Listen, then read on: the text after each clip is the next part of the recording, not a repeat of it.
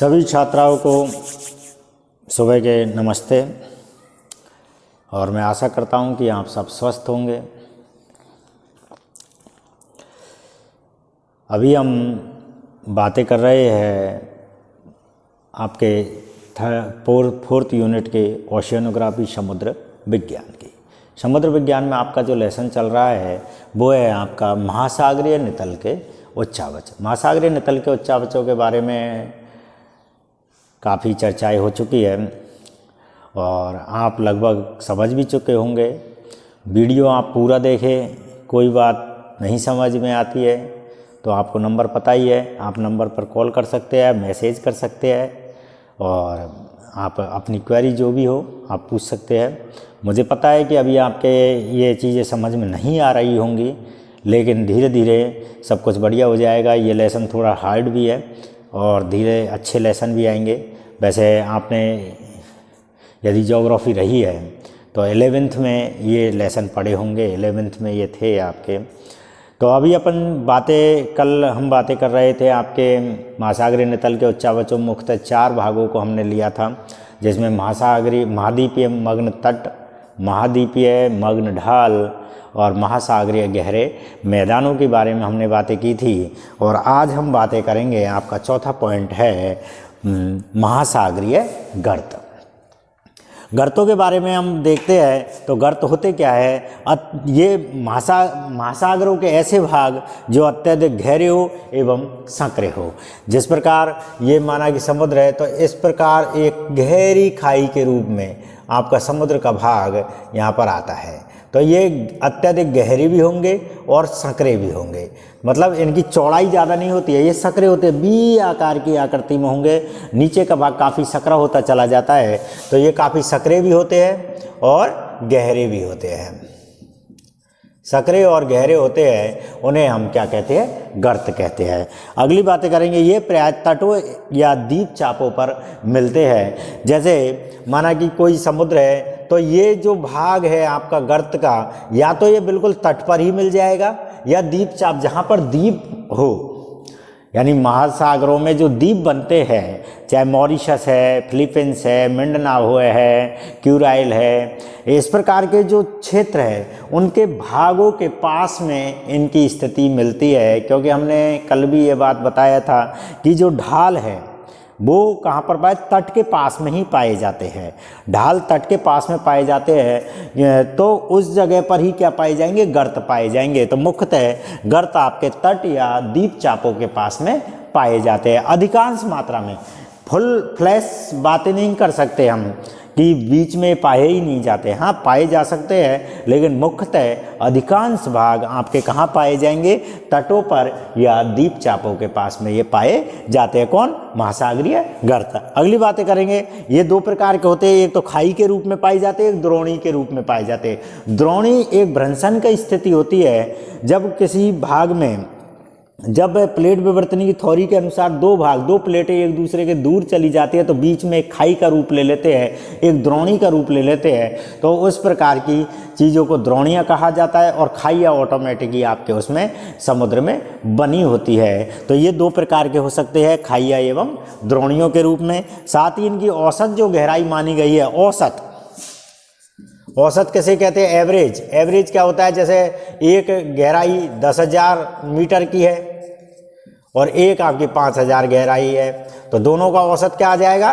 7500 आ जाएगा। तो इनका जो औसत माना गया है वो कितना माना गया है? 5500 मीटर औसत गहराई इनकी पाई जाती है। तो इस प्रकार से औसत इनका 5500 मीटर आता है। साथ ही अगली बात है, इनकी उत्पत्ति की जो व्याख्या की गई थी, इनकी उत्पत्ति कैसे हुई, कब हुई, क्या हुआ, उनकी व्याख्या की गई थी आपकी प्लेट विवर्तनी की सिद्धांत के अनुसार। प्लेट विवर्तनी सिद्धांत आप पहले पढ़ चुके हो, किसने दिया था, कब दिया था, क्यों दिया था, इसमें कौन कौन सी प्लेटें आती है, कितनी बड़ी प्लेटें हैं, कितनी छोटी प्लेटें हैं, उन सब का वर्णन अपन पहले कर चुके हैं। तो ये सभी आपकी प्लेट विवर्तनी की सिद्धांत के रूप में ये पढ़ाई गई थी। मतलब प्लेट विवर्तनी के सिद्धांत में ये बताया गया था कि गर्त किस प्रकार से बनते हैं, कितने गहरे होते हैं और कौन कौन से। तो इनकी व्याख्या कहाँ हुई थी? प्लेट विवर्तनी के सिद्धांत में इनकी व्याख्या की गई थी।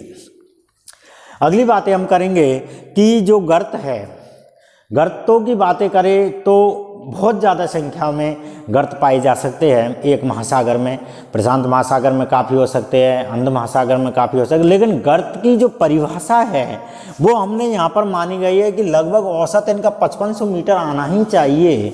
तो इतनी यानी गहराई जो गहरे हो और सकरे हो और जो लगभग 5000 मीटर से अधिक गहरे हो वो आपके गर्त के रूप में माने जाते हैं। तो हमने अब तक लगभग तीनों महासागरों में जो व्याख्या या इनकी जो खोज की गई है वो लगभग 57 गर्तों की खोज की गई है। अब तक 57 गर्तों का पता लगाया जा चुका है कि विश्व में तीनों महासागरों में 57 गर्त पाए गए हैं। वैसे हजारों लाखों की संख्या में है, लेकिन खोज की गई है कितने की, 57 की गई है, जिसमें से सबसे सर्वाधिक मात्रा आपकी कहाँ पाई गई है, प्रशांत महासागर में, जो कि 32 है।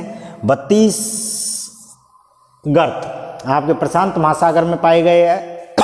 तो आप आराम से बता सकते हैं कि सर्वाधिक संख्या गर्तों की कहाँ होगी, प्रशांत महासागर में होगी। सेकंड नंबर पर आपका अटलांटिक महासागर का है, यहाँ पर 19 गर्त पाए गए हैं।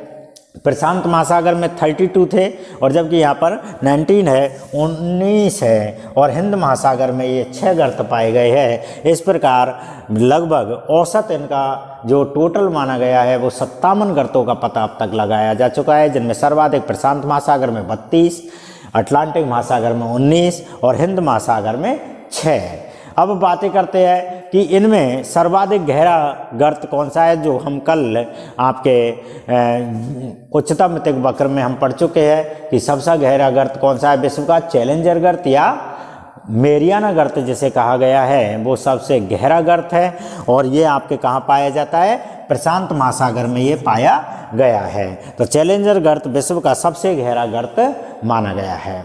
तो ये आपके 2 पॉइंट यहाँ पर क्लियर होते हैं। अब हम तीसरे पॉइंट की ओर लिए चलते हैं आपको कि विश्व के प्रमुख गर्त कौन कौन से हैं और वो कौन से महासागर में पाए जाते हैं।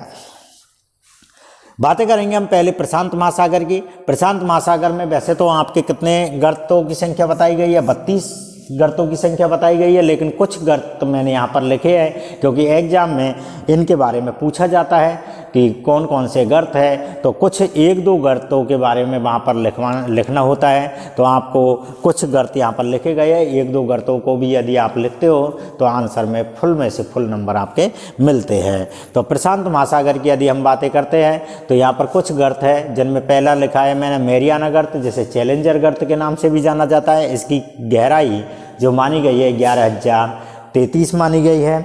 दूसरा आपका फिलीपींस गर्त या मिंडनाओ। अब देखो यदि बातें हम करें फिलीपींस और मिंडनाओ, मतलब दोनों एक ही है।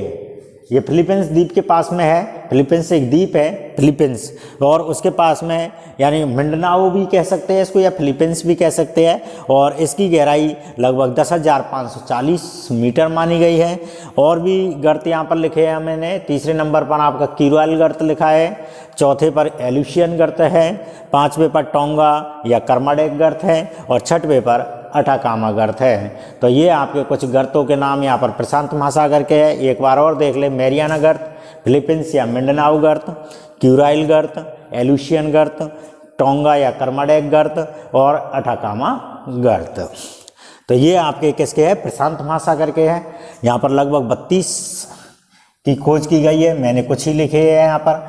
अब बातें करते हैं हम अटलांटिक महासागर की। अटलांटिक महासागर में भी वैसे तो 19 है, लेकिन यहाँ पर भी मैंने कुछ ही लिखे हैं। उनके नाम आप देखें, पहला रोमांसे गर्त है, प्यूरोटिको गर्त है, नारेस गर्त है, बुकानन गर्त है, साउथ सैंडविच का नाम तो सुना होगा, काफ़ी बार खाई भी होगी, तो ये नाम आपको याद भी रह जाएगा। कहाँ पर है ये, अटलांटिक गर्त में है, अटलांटिक महासागर में। तो साउथ या सैंडविच गर्त है और चून गर्त है। तो इस प्रकार से कुछ गर्तों का चर्चा यहाँ पर की गई है। अगला जो आपका है वो है आपका हिंद महासागर। और हिंद महासागर में यहाँ पर हमने बातें की है कि मुख्यतः यदि गर्त की बातें करें, मात्र एक गर्त ही है यहाँ पर मुख्यतः सबसे बड़ा, वो है आपका सुंडा गर्त। वैसे 1-2 नाम और भी है, वो है ओब गर्त और आपका मॉरीशस गर्त, सुंडा गर्त, ओव गर्त और मॉरीशस गर्त। इस प्रकार से ये गर्तों के चर्चा यहाँ पर की गई थी कि कौन कौन से प्रशांत महासागर, अटलांटिक महासागर, हिंद महासागर, टोटल करके 57 गर्तों की चर्चा की गई थी। प्रशांत महासागर में सर्वाधिक 32 है, अटलांटिक महासागर में 19 है और हिंद महासागर में 6 है। विश्व का सबसे सर्वाधिक गहरा गर्त आपका चैलेंजर गर्त है। तो इस प्रकार से वैसे ये लेसन में और भी काफ़ी कुछ है, अलग अलग महासागरों के बारे में है। अटलांटिक महासागर में गर्तों की स्थिति क्या है, कटक कौन से है, द्रोणियाँ कौन सी है, द्वीप कौन से है, उन सब की बातें है। प्रशांत महासागर के बारे में है, हिंद महासागर के बारे में है। तो उनका यदि हो सके तो मैं आपको मेरे नोट्स बनाकर और उनका फ़ोटो आपको डाल दिया जाएगा आपके व्हाट्सएप पर, और इनसे संबंधित बातें यहाँ पर हो चुकी है। अगला लेसन कल आपका महासागरों से संबंधित ही पढ़ाया जाएगा। आप लेकिन वीडियो ज़रूर देखें, पूरा देखें और कोई भी कमेंट आप अच्छा लिखें और लाइक करें। जय हिंद।